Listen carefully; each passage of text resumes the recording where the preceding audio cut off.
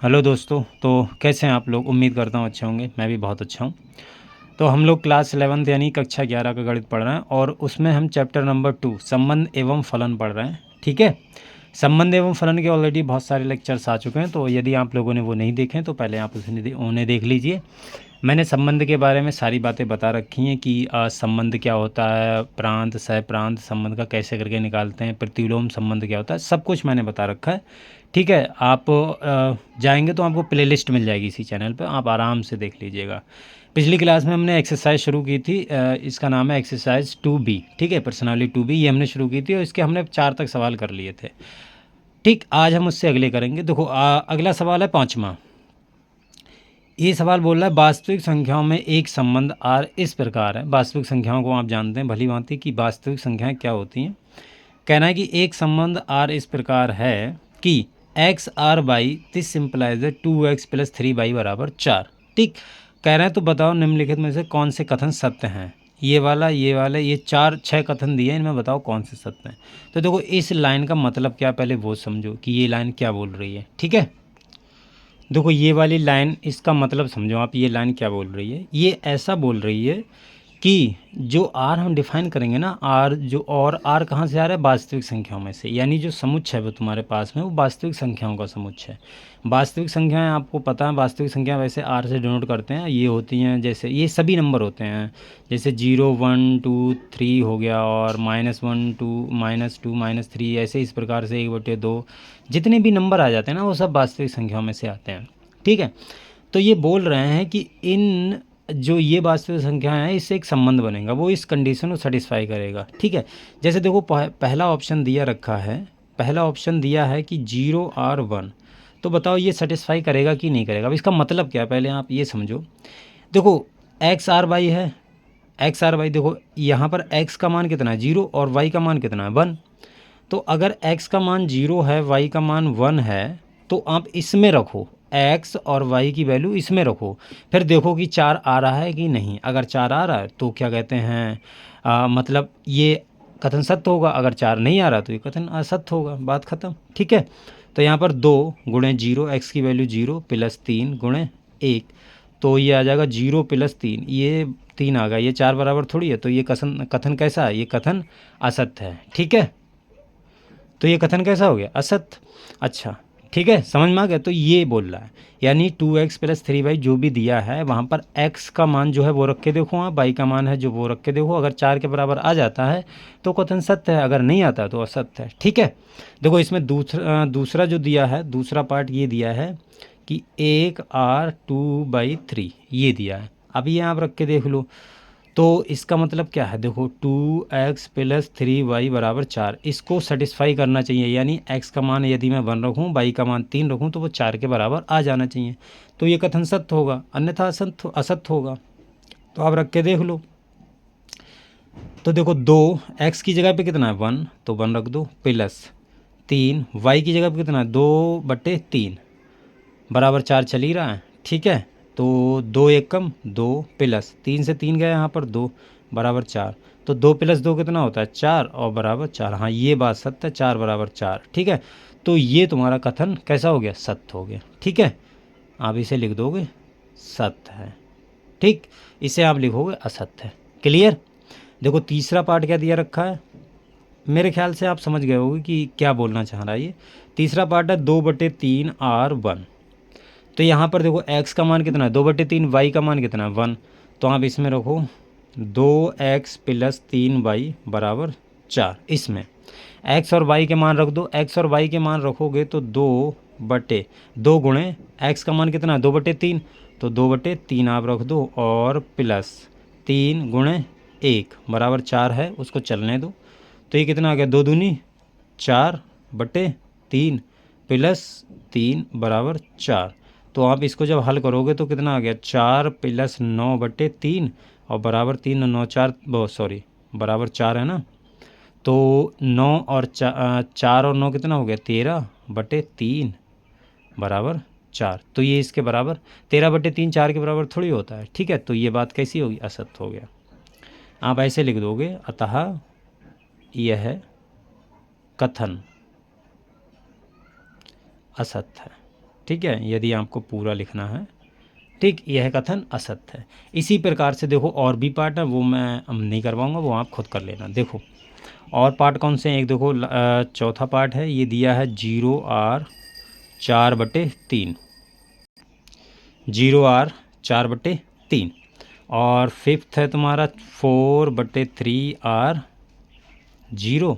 और छठा पार्ट है 1/2R 1। यहाँ पर भी आपको वही चेक करना है, x और y के मान रख के देखने हैं कि x का मान ये है, y का मान ये है, तो ये इस वाले समीकरण को 2x + 3y = 4 इसको सेटिस्फाई कर रहे हैं कि नहीं। अगर कर रहे हैं तो ठीक है, कथन सत्य है, अथवा कथन असत्य होगा तुम्हारा। ठीक है, अच्छा देखो अगला सवाल है, ये है अगला सवाल। देखो छठा सवाल ये है, देखो मैं दिखा देता हूँ आपको, आप चाहो तो इसको नोट कर सकते हो। क्वेश्चन नंबर 6 देखो ये है, ये बोल रहा है प्राकृतिक संख्याओं के समुच्चय r, प्राकृतिक संख्याओं के समुच्चय r बराबर x, y such that y बराबर x + 5। ठीक, इसको ध्यान से समझना।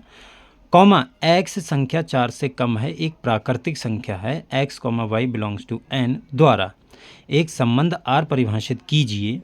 इस संबंध को रोस्टर रूप में और इसके प्रांत तथा परिसर लिखिए। ठीक है, एनसीईआरटी का क्वेश्चन है, इंपॉर्टेंट क्वेश्चन है। ठीक है, इसको करते हैं। देखो सवाल नंबर 6 ये है, ये तुम्हें इस प्रकार से परिभाषित दिया है कि r बराबर x, y बराबर x + 5 और x < 4, मतलब x 4 से कम है, वो उसको मैंने इनक्वालिटी के रूप में लिख दिया है। x 4 से क्या है, कम है, और x, y कहाँ से आ रहे हैं, n से आ रहे हैं, और x जब n से आ रहे हैं तो प्राकृतिक संख्या होंगी। ठीक है, y भी एक प्राकृतिक संख्या होगी, x भी एक प्राकृतिक संख्या होगी, और x के लिए तो बोल ही दिया कि x कैसी है, एक प्राकृतिक संख्या है। ठीक है, तो देखो इसको फिर कैसे करके हल करना है वो चीज़ आप समझो। देखो हमें एक संबंध बनाना है, ठीक है, x 4 से कम है, और x कहाँ से आ रहा है, प्राकृतिक संख्याओं में से। अब प्राकृतिक संख्याएं क्या होती हैं, 1 2 3 4 5 6 7 ऐसे करके अगले बढ़ती चली जाती हैं, ये प्राकृतिक संख्याएं होती हैं सारी की सारी। अब x इन्हीं में से लेना है, और x क्या 4 से कम है, तो 4 से कम 1 2 3 यही आएंगे तीनों नंबर। तो देखो यदि आप x बराबर 1 रखोगे तो इसको देखो हल कैसे करना है, आप वो समझ लो प्रॉपर तरीके से। इसको हल लिखते हैं।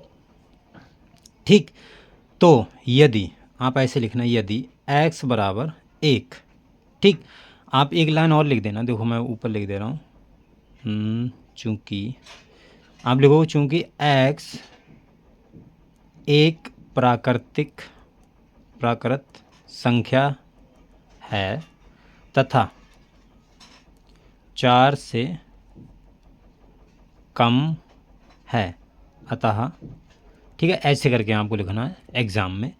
अतः यदि x बराबर 1 तो y बराबर क्या होगा, देखो y बराबर x + 5 है ये वाला, तो क्या हो जाएगा 1 + 5 यानी 6। ठीक, तो x बराबर 1 है तो y बराबर कितना है, 6। ठीक, अच्छा, कॉमा x बराबर 2 तो y बराबर कितना आ गया, y बराबर 2 + 5 यानी 7। ठीक है, और x बराबर यदि आप 3 ले लोगे तो y बराबर कितना हो जाएगा, 3 + 5 यानी 8। ठीक है, तो ये आ गया क्लियर। अब यहाँ से देखो, अब यहाँ से जो r आएगा, इसलिए संबंध r आएगा, r जो भी देखो r आएगा जो, वो इस प्रकार से आएगा, x, y होता है। अब x का मान 1 है, y का मान कितना है, 6, तो कितना आ जाएगा 1, 6। x का मान 2 है तो y का मान कितना है, 7, तो 2, 7। x का मान 3 है, y का मान कितना है, 8, तो 3, 8 आ गया ये। ठीक है, ये तुम्हारा संबंध हो गया, इस प्रकार से परिभाषित होगा। क्लियर, समझ में आई बात।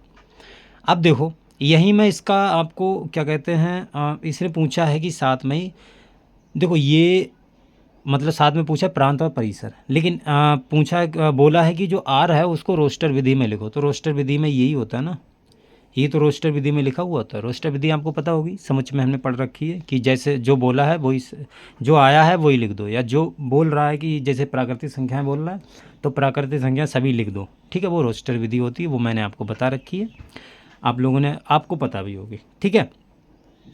देखो ये मान लो जैसे अब हमें प्रांत निकालना है, तो प्रांत कैसे निकालेंगे?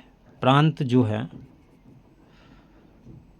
प्रांत क्या होती है, देखो ये जो संबंध होता है उसी उसका इसका ही हमें प्रांत निकालना है। तो इसका जो कृमित युग्म है, इनका पहला अवयव उठाओ, ये क्या आ जाएगा, सब प्रांत आ जाएगा। तो 1 3 1 2 3, ये तुम्हारा प्रांत हो गया।